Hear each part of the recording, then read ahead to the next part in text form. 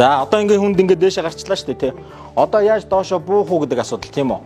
За эги доошо буухад шүү дээ. Сая улаан гэрлээ шүү дээ тий. Шатны ирмэг дээр очингууд урагшаа тонгоолгоорой. За тэр болтол бити гар салгаарай.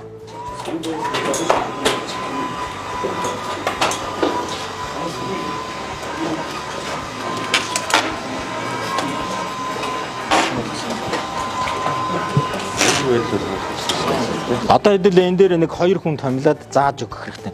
Түрүүний минийх улаан юм дээр гიშгээд тэгээд хүнээ урагшлуулна.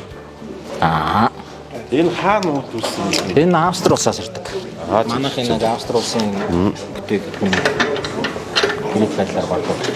За.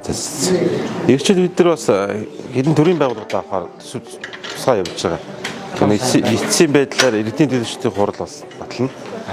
Тэгэхээр бас хайцсангуу бас төлөөлөлт шийдэх байлгүй. Тэгээд засгийн газраас болон ерөнхийлөгчөөс хөрсний биштэй иргэдийг дэмжих жил болгож зарласан. Тэмдэг холбоотойгоор бас бид бүгд аймагаас тодорхой ажил зохион байгуулна. Нэрийн сүлд хамгийн сүүлд ихлээр сая улсын хурлын тамгын газар дээр тэгсэн. Тэгэхээр манай Монгол улсын ихэнх барилгууд бараг 90% шахуу ямар нэгэн байдлаар хөгжлийн бэрхшээлтэй эсвэл өндөр настан хүнд жинтэй хүнийг нөгөө шатаар төвлөрөхөд их маш хүндрэлтэй байдлаар баригдсан. Харамсалтай нь тухайн үед бол нөгөө хөгжлийн бэрхшээлтэй иргэдийн тэр хэрэгцээг бол тооцоог байдаг.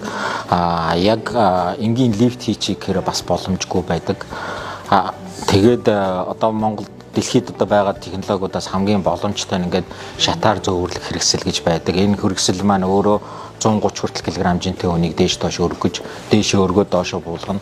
Өөрөөр хэлбэл энэ бол одоогийн байдлаар дэлхийд дээр байгаа хамгийн боломжит, хамгийн өртөг багтай, хамгийн одоо монголчуудад түгээмэл хэрэглэгдэж байгаа технологиудын нэг юм байна. Тэгэхээр энэ хэрэгсэлтэй байгаа тохиолдолд бол одоо 8 настай хүүхэд юм уу 10 настай хүүхэд ч гэсэн 130 хүртэл килограмм жинтэй хүнийг дээш доош өргөхөд ямар нэгэн саад бэрхшээлгүй байх. Тухайн аймаг дээр орон нутгийн төсвөөр энийг ингээд худалдаа авч байгаа. Манай Rectus компани зарлагдсан тендерт нь шалгараад энэ бүтээгдэхүүнийг одоо ингээд нийлүүлээд хэрхэн хэрэглэх тухай сургалтыг зааж өгөх гэж байна.